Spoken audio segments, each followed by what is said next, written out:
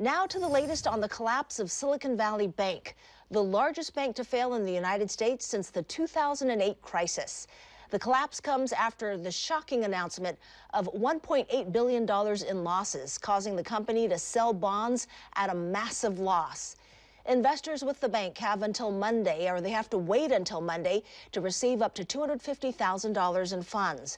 But many had much more in their accounts. The FDIC says that uninsured depositors will receive an advanced dividend within the week, but after that, future dividends will be paid from the sale of whatever assets remain in the bank.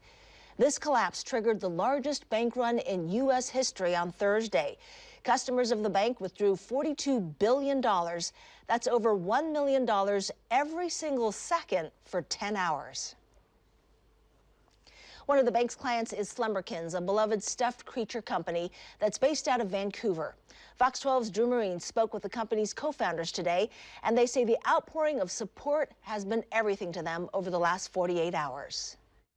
In the early days of Slumberkins, co-founders Kaylee Christensen and Kelly Oriard opened up a bank account with their local IQ credit union, but it wasn't long before they switched over to Silicon Valley Bank. So we ended up switching to Silicon Valley Bank. It had a reputable name in the business for startups, and so we have a lot of friends that bank with Silicon Valley Bank. Then, come Friday morning, the pair of CEOs were flying back from a business trip when they learned about the news that Silicon Valley Bank collapsed, leading them to imagine a worst-case scenario, where we landed into complete devastation over, oh God, this really could be the end of our business as we know it. Before the bank's failure, people scrambled to pull money from their SVB accounts, but Christensen says it was too late.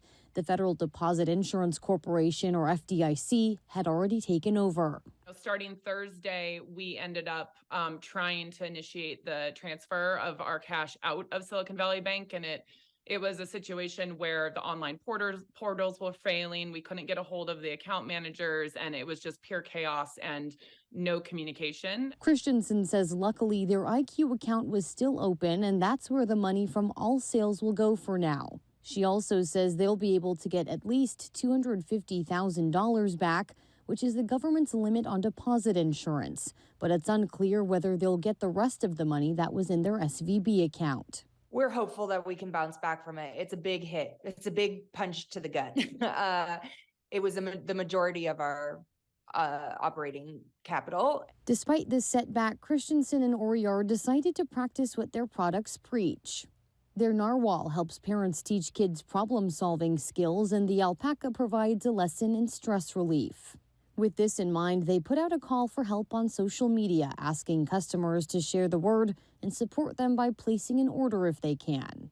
It was really scary, but we teach these things in our products. And they say the outpouring of support has been overwhelming.